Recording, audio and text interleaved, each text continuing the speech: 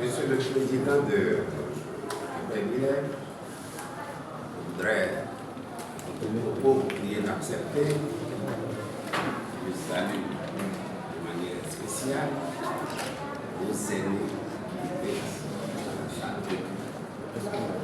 en l'occurrence l'ambassadeur.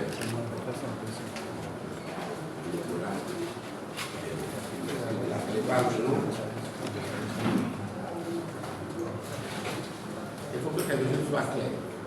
On veut parler de Tchao. On ne parle pas de la commune. On parle de Tchao. On parle de la fondation ou de la création à la date. En 1960. Pas de jour. Permettez-moi de dire d'abord son statut actuel. Aujourd'hui, c'est une commune.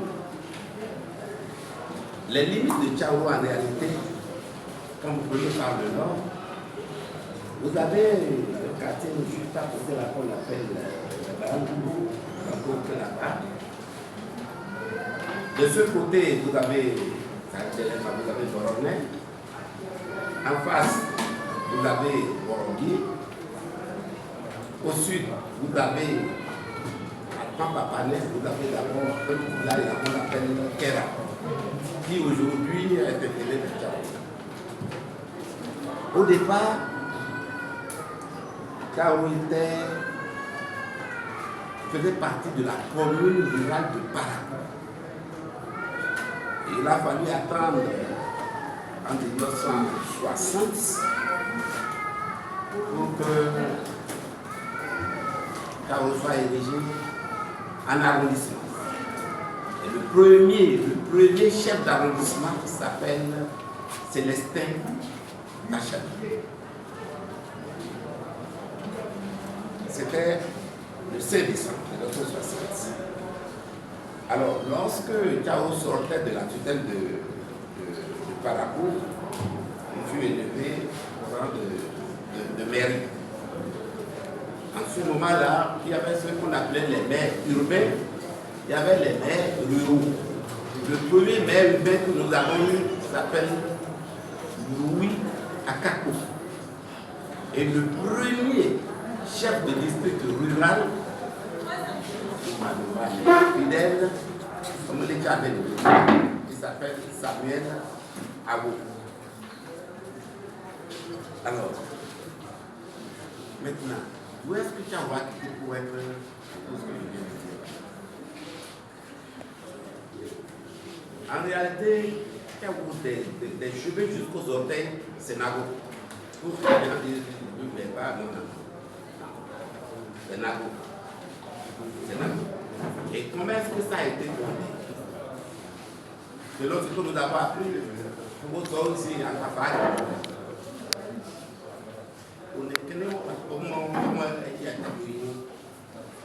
il s'appelle Adé. Adé est né pour Yahoo. Pas pour Yahoo, on gagne un loyer. On gagne un loyer. Comme on vient, vous voyez, nous avons un loyer. Nous ne pouvons pas vous le dire. Bon, maintenant, les gens nous avons il faut fort. Avant, on voyait un bouffin. On voyait un roi qui est tout fou, qui est tout solitaire. Donc, là, on sort d'aller des diables. Solitaire, c'est-à-dire que. Il y a un nouveau qui a dit bon, on va bien, avec un son ensemble, parfois, on crée ensemble. Et on voit si on y a les gains, même à Dia, même à Dia, il y a des choses il a écrit pour c'est ça. Alors, Adé, bon d'idée, on est donc oui, au moins, à Bini Babay, on trouve la pado, on va aller il y a eu Bini.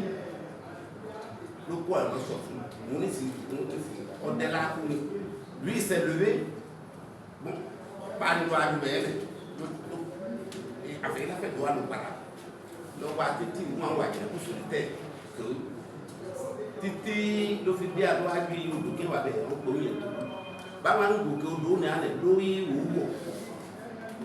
ó ní bó wọ́ wà ní kẹ́kọ̀ọ́ àlẹ́ tó wọ́ ọ́ bọ́ tọpọ̀ ó wọ́ ọ́ nẹ̀ kọ́sọ́ nẹ̀túṣọ́ là bá tán pé lọ́gbọ́ inú wọ́n pè ní ìdókè ti wà ní látùbà ẹ̀sẹ̀ kàkùmá ńbẹ̀ kọ́ wọ́n gbé bẹ̀ bá rọ̀ kó ìtàbílá mẹ́bí wo ẹ̀kọ́ náà ẹ̀kọ́ jábẹ́ ní ìdókè náà pè ìdókè kò sí léde bẹ́ẹ̀ bá ó tó bẹ́ẹ̀ lọ́ àgbẹ̀ wọ́n lọ lé abẹ́ ẹ̀mí jáwùká ẹ̀mí ọmọ bí wọn kó jẹ wọ́n wà lọ́wọ́ àjọ wọn gbọ́ lẹ́lẹ̀ kò sí ọkọ̀ olóògbìtì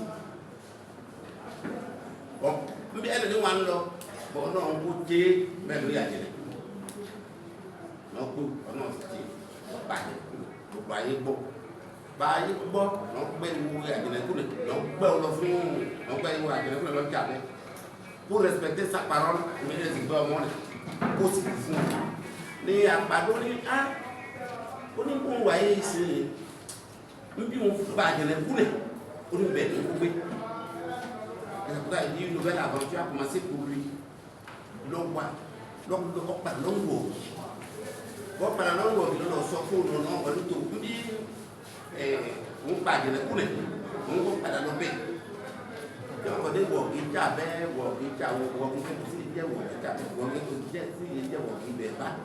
d'abord, c'est pas walking. On doit avec c'est comme être dans son paradis. C'est-à-dire que même on est au bas de nous, on est walking. Dès lors, on walk, dès lors, il y a un agave, on est walking. On est walking. C'est-à-dire qu'il est tellement à l'aise là où il est, il ne peut plus bouger. Il ne peut plus bouger. Donc, pour bébé, on voit avec le fond à dire, on voit pour bébé, la dire, va à dire, wọ́n wá jókòó ńbẹ́ẹ̀lì lóko pàtó tó padà lóko nílẹ̀ ọba kò ní ewu àgbẹ̀sẹ̀ àbá ewu ìwọ̀n àgbò nítorí oyi èèyàn oyi ìkọ̀kọ̀ ìkòkò wọn tó sọ̀rọ̀ lórí àkọ́lé kò gbé lò nígbà mi jáwó sínú jáwó kẹ wọ̀ ọ̀gbìn làbàtà yẹn dé wọ̀ ọ̀gbìn ní àbáyé dé gẹ́gẹ́ wàlú bàkà ẹ̀ dé wọ́wọ́ ọ̀gbìn wọ́n yóò wọ́ ẹni wọ̀ ọ̀gbìn làbàjẹ́ ladi ne baaji bíbẹ olùkọ́ náà tún wọ́n ti kéde oyè wọn ni olóyè qui créé ìlú jamais olóyè ọ̀nà tí wọ́n créé ìlú wọ́n yà ń lọ ní fún wọn yìí òní fún wọn yìí lọ bẹ́ẹ̀ yìí lọ́kọ́ lọ bí òun kó tó la òun kó lọ tó comment dire ils vont bouger un peu ils vont se voir un peu de vous donc on balai rẹ̀ on lè bẹ́ẹ̀ bọ́ pé sí wa ń kó wọn tí wọ́n ká ọdún ní ibẹ̀ ló kọ́kọ́ palẹ̀ àkọ́kọ́ tó ní àkọ́kọ́ jẹ èkejì jẹ tó ẹ̀kẹta lè ní kọjá ní wàhálà dé wàhálà òye ká o àgbà ẹ̀ kọjá lóru wàhálà dé èyí á total 14 wà pas 14 qui sont succédés au niveau avec ici le roi c'est lui le 15e bon tant pour sinon pour les bàtà ikọ̀ wọn fún lọ kékeré lébi ìtàwọn bẹ́ẹ̀ ti ká ẹ̀gbọ́n ìyá àgbàdo donc bàtà ikọ̀ wọn fi lóko bí nìka ẹ̀ lóbi ìlú òbí ìjà olú ògbó òbí bẹ́ẹ̀ lọ.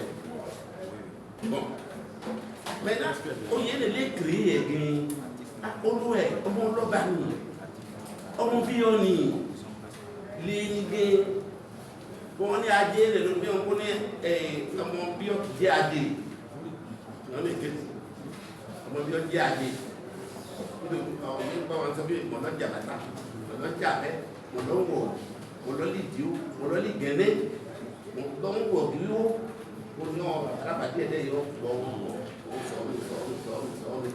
wọ́n ní ọmọ bí olùkọ́ ọ̀nà olóyè nẹ̀ donc en cours de route obìnrin kẹ́ bayọ̀ bá kúrẹ̀ olóhùn ọ̀gbìn àwọn olóhùn alábùdé ní ìdòwò àmọ́ ilé ọba rẹ̀ báwo ń bí ẹni wà ní báyìí fún níwọ̀n àwọn òfin báyìí wọ̀ ọ́ lóní kẹ́ bá wọ́ kí wà lẹ́fù bí òun náà wà lókè òun yá ń rí wọ ọ̀gá bẹ́ẹ̀ wọ̀ kí lọ pé ìfòwà lọ́jà àdékò bẹ́ẹ̀ lọ́ọ́ lọ́ fi kọ́lé yìí ilé ọba rẹ̀ wọ́n fi kọ́